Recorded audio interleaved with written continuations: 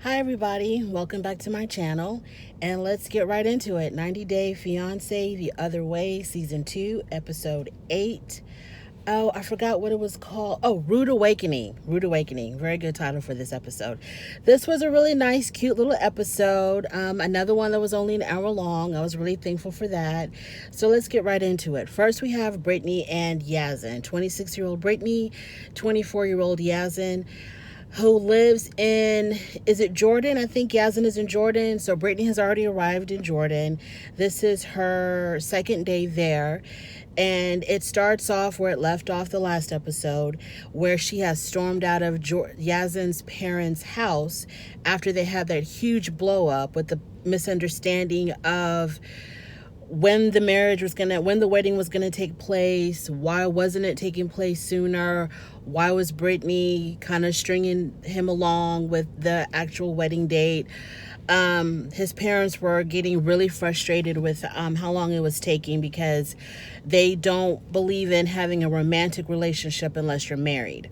So Brittany stormed out. She's in the car. Yazin followed her into the car. Now, Brittany has a complete 100% meltdown, emotional breakdown in the car, where she is screaming at him. I don't understand. Y'all don't tell me anything. I'm not from here. I feel all alone here. And it's because she said that it was her understanding that her dad, there was no time frame of when her dad would come to Jordan, whereas Yazin and his parents are like, well, we need to get married like Sunday, and your dad needs to be here within a week or two. And Brittany tells Yazin, well, y'all never explained that to me, that he had to be here so soon. He can't come until 3 or 4 months from now. It was never explained to me that he had to come right away. Y'all don't tell me anything. Brittany might have some really valid points. Maybe there was a breakdown in communication. There's a whole language barrier there. Maybe there was some legitimate misunderstandings, but the way she reacted with all of this was just uncalled for, unacceptable. She is 26 years old. She's way too old to be throwing a complete temper tantrum because things did not go her way. I think that I'm still really confused on whether or not they know that she's still legally married to another person, that she still has, she's still married to her first husband, she's not divorced yet from him. If they don't know, I feel like Brittany is using all of these theatrics and dramatics to kind of throw them off, throw them off from the real topic at hand, which is, I can't legally marry your son because I'm still married to someone else. Now, I don't know if that's a problem for their culture if the woman is divorced. I don't know if that's what she's trying to hide. I'm still not clear if they even know. Maybe they do know. I think they do know, but I'm really not clear on that. But her theatrics to me is kind of like she's just trying to distract Yazin and his parents from the real issue at hand. You're still married to someone else. You're not really upfront on how long your divorce is going to take. So, therefore, if they knew that, they don't want you messing with their son, because they want him to get married. They want him to have babies. He's 24 years old. I don't know if that's considered slowly approaching over the hill status as far as getting married over there in Jordan. But I'm thinking that's what's going on. And maybe if she just begins to act like a baby, Yazin will treat her like a baby and try to soothe and comfort her, which he did. It worked. So he pulls over. He's trying to soothe her. He's trying to comfort her. He's trying to explain to her what the situation is. I don't know if it worked. I mean, last week's episode was called I'm Not Your Baby. And in that episode, she kept on telling Yazin, don't call me baby. I'm not your baby. But girl, you're acting like a whole baby. You really lost control. You were acting like a 2-year-old throwing a tantrum, like who needed a nap. No. If there was a misunderstanding, if there was a miscommunication, why can't you just talk about it like a normal, full-grown adult? Say, Yazin, I'm so sorry. me and my dad thought one way, you and your parents thought another way. It's not going to happen. He can't be here in a week or two. This is the reasons why. So where do we go from here? How do we fix this? But anyways, I guess, she didn't want to hear that. So then Yasmin takes her to the apartment, I guess, that they're going to be living in, or at least where she's going to be staying in. So he opens up the door, and this really nice, modern looking apartment, really nice modern furniture. I mean, what a breath of fresh air compared to what we've seen on this show. It was a really nice apartment. Very like upscale, just a really cute little apartment.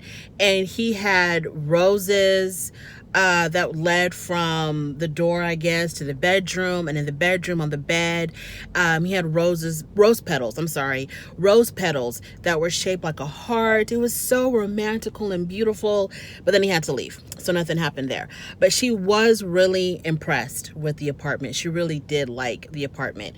Now, she did mention to Yazin at some point that she wants him to, she did say, okay, when she had her temper tantrum, she told him, I don't want to see your parents ever again. But then after, she had her bottle and she calmed down a little bit, she tells him, well, what do we do to fix this? What do I have to do to fix this with your parents? And then he's like, well, I'll talk to my uncle, who'll talk to my dad, because my dad really respects my uncle, and my uncle knows how to talk to him, and maybe that will smooth things out. And then she turns around and says she wants Yazin to stand up against his parents. And I'm like, why do you want that? Why do you want Yazin to stand up against his parents? That's not going to happen. That's not going to happen. This is a whole thing of difference in culture, where in America, you do what you want to do. You don't really care what your parents have to say about it.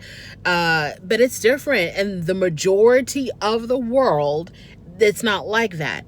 Your family, your parents influence you a lot in the decisions that you make. Now, I don't know why she can't understand this. He's not going to stand up to his parents. Brittany, you need a serious reality check.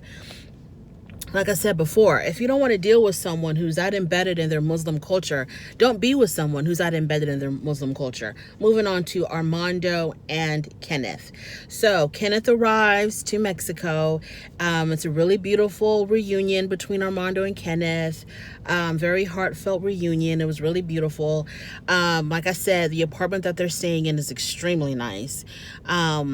A really, really nice apartment. Armando has fixed a nice dinner for Kenneth. I think Armando had mentioned to Kenneth that while she was waiting for Kenneth to arrive at some point, the hot water heater had gone out. So there was no hot water, but I guess it was fixed because Kenneth was like, well, do we have hot water now? Kenneth said yes.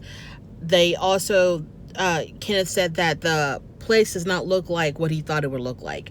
There's no central AC. The closest bank is 40 minutes away. Like I said, problem with the hot water heater. So he was kind of perturbed about that, but it seemed like, he was just going to, take it day by day. So they have a wonderful night together, an amazing night together. And then the next morning they wake up and Armando takes Kenneth, I guess, a walk around the town that they're living in. And there's like a little cart. There's a man who's selling candies and whatnots and snacks in a cart.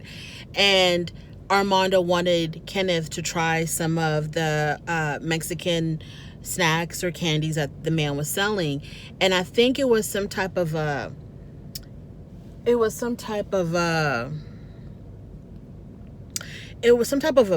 candied plum or something. So he wanted Kenneth to try it, and Kenneth was really hesitant about trying it because he's like, worried about who's touched it, is it hygienic? He's a germaphobe. Kenneth is a hardcore germaphobe. So he said that whatever it was that Armando was trying to get him to taste, it looked like a blood clot and tasted like salsa. I thought that was funny. So he tries it, but he doesn't like it. Then he spits it out. So I thought that was a little bit disrespectful because the person that they bought it from was like still within distance. And so Kenneth takes it, puts it in his mouth, and then he spits it out. And he's like, oh, that's disgusting. I thought that was kind of rude. At least do that when you are away from the man that sold it to you. I'm pretty sure the man didn't really care. He got his money regardless, but it's still disrespectful. Then Armando takes him to a little restaurant, outdoor restaurant. And this whole episode to me, Kenneth, oh, wow. He really didn't impress me. And Kenneth and Armando are like one of my favorite couples on this show. But Kenneth was just out of pocket to me. He was a little bit out of pocket. So Armando takes him to this little restaurant where they can sit outside and eat. Kenneth doesn't know any Spanish, obviously. And Armando's telling Kenneth, you're going to have to learn how to speak Spanish. And I'm thinking, well, you don't have to tell him he has to learn how to speak Spanish. It's kind of obvious that he's going to have to learn how to speak Spanish. And I'm thinking that with him being immersed in the culture and in the language, he'll pick it up. Eventually, he'll pick it up enough. So they're sitting at this little restaurant and they're ordering. And of course, Kenneth doesn't know what to order because he doesn't speak the language. He orders something that he might like. And then when they bring it to him, he didn't like it. He said it was too greasy. He had a lot of stuff on it. He didn't like it. And I was just like, still, once again, it was a little bit, I thought he was a little bit impolite with how he reacted to the food and everything. It was a little bit much for me. I wanted him to show a little bit more respect. I don't know, maybe I'm a little bit, I don't know. So when they were eating there, but when they first got to the restaurant, I'm kind of jumping ahead and going back and jumping ahead. I apologize, y'all. When they first got to that little restaurant, Kenneth says to Armando, "Oh, what do they serve here?" And Armando says Mexican food. So the food comes, they're eating, and there's another patron who's sitting near them. And that man decided to interject himself and give his 2 cents, even though nobody asked for them. He gives his 2 cents and says to Kenneth, "I can't believe you're at a Mexican restaurant. You're asking, what are they serving? I mean, of course you're serving Mexican food. What are you expecting, Italian?" I was like, who the hell are you? Who the hell are you? Get the hell out of our business. But yeah, Kenneth was polite with that one. The guy was being, obviously rude, but Kenneth was like, "Oh, I was just wondering," or whatever he said. His politeness kicked in with that rude person. Next, we go to Tim and Malaysia. Now, Tim and Malaysia, I didn't talk about them yet. They did show them last week, but I forgot to mention them because they kind of tagged them on at the end. So Tim and Malaysia. Tim is 34 years old, living in Dallas. Malaysia is 29 years old in Medellin. They've been dating for years because she came to America when she was 20. She worked as an au pair, like a in-home babysitter. She worked as an au pair in the United States, I think in Boston or somewhere. And at some point they had met. And so they've been dating for years because now she's 29. Now, right before she was supposed to move here, or he was supposed to move there, don't remember the sequence of events. He ended up cheating on her. So right before they were going to make a major move in their relationship, she finds out that he cheated on her. And so, of course, that was heartbreaking for her. And I guess to try to prove his love to her and that he's committed to her, he's going to move to Colombia. Instead of her moving here, he's going to move to Colombia. So they show the scene where she's getting her hair fixed by her mom. I think her mom's a hairstylist because she's coloring her hair. And they're like in a hair shop, I think, a hair salon.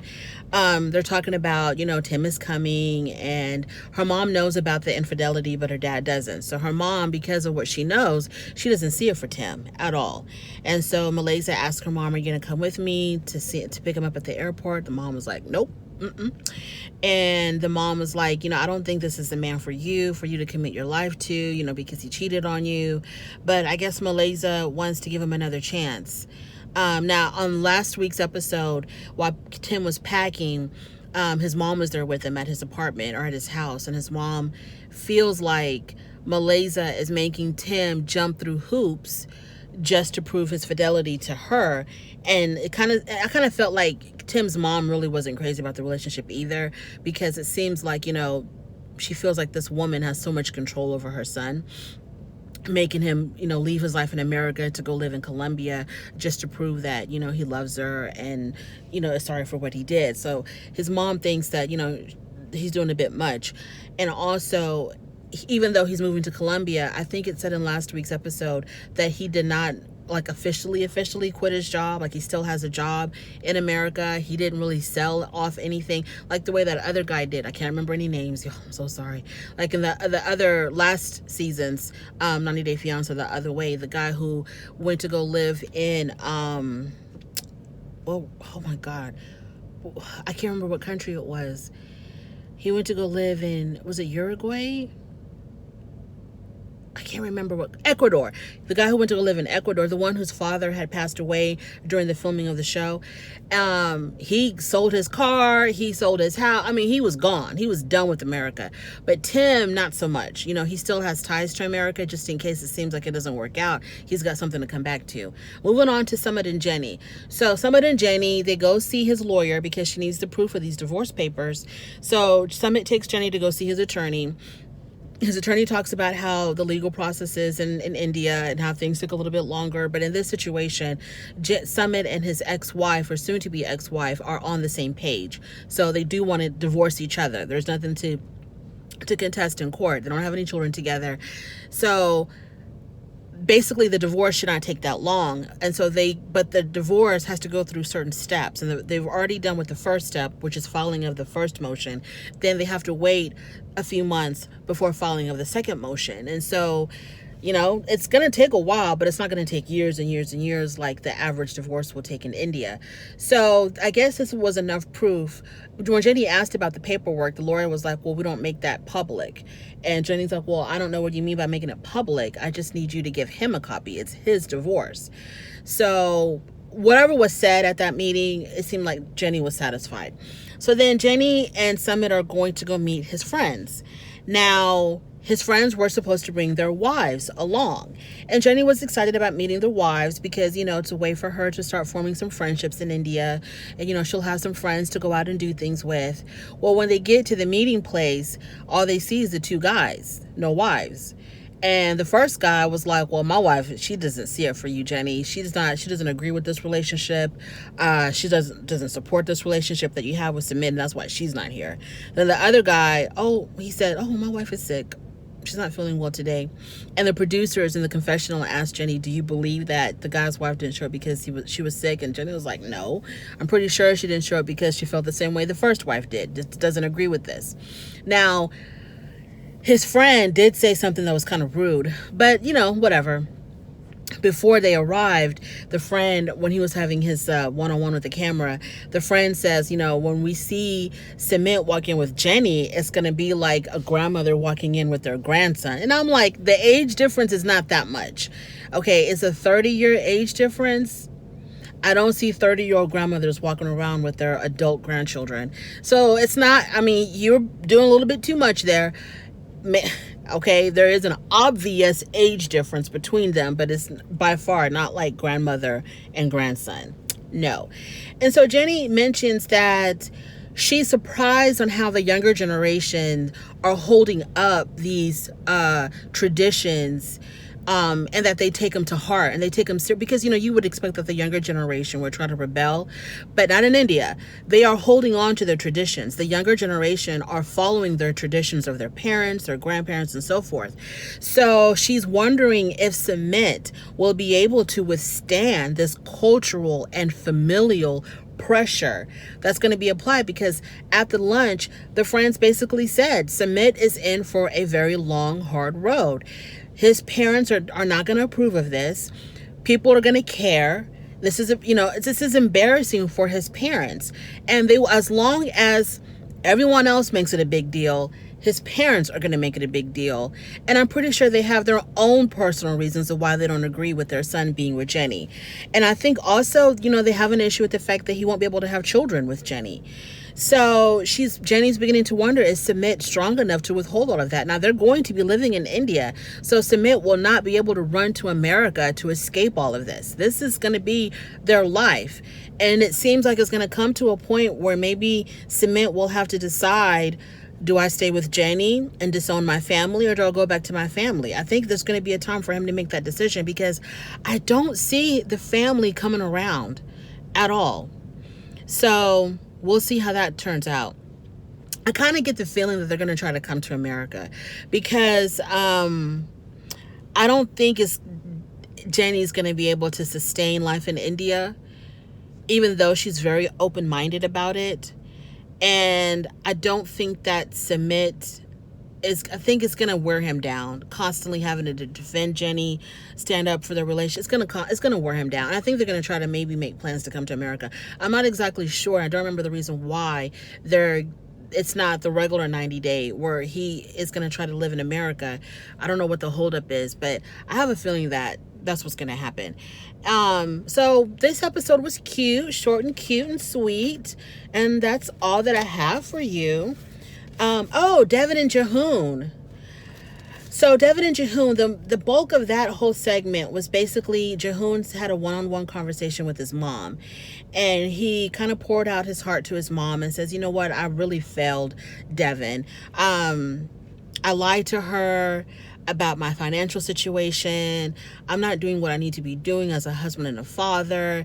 And, I'm in so much debt and I have to crawl to my parents and borrow all this money. And I misused my money. I was out with my friends, drinking, having a good time, wasting all my money. Devin's really disappointed in me. She's taking the kids and they're going to a hotel. And his mom is kind of like, well, you're not any different from any other Korean man, young Korean man. This is what Koreans do, they're kind of reckless and they waste their money on having a good time and they tell little white lies to their women, and that's just how it is here, son. Don't feel bad about it. Your dad was the same way. And then he's like, you just don't understand. I've really disappointed her. I don't think she loves me anymore. And so his mom is like, okay. And then he starts crying. He starts bawling. And his mom is just sitting there looking at him. And you can tell that the mom is hurt, but also not knowing how to navigate these new waters of her son crying in front of her like that. And so the mom was just like, well, you know what the problem is. You know what the solution is. So fix it. Fix it. Stop crying. Stop wallowing in your pity. Get up. Make it happen. Do something about it, because you need to try to make this work. And so when Jehoon told his mom that Devin had left, that she wanted to leave the hotel, she wanted to leave the apartment and go to a hotel and be away from him, the mom was like, well, that's not how we do it in Korea. We don't give up on our marriages and on our family. We work hard to keep everything together. So no, you need to fight for your wife and your kids, and you need to make it work. And Devin needs to do the same thing. Y'all need to stay together and persevere and make this work. So stop crying, put on your big boy pants and make it happen. Go out there, make the money, do what you got to do. So she gave him some really good advice. I really liked how she talked to her son. That was really good advice. And I think that's it. That's all I got for you. So thank you once again for joining me today. And hopefully you will come back again for the next episode of 90 Day Fiancé the Other Way. Bye.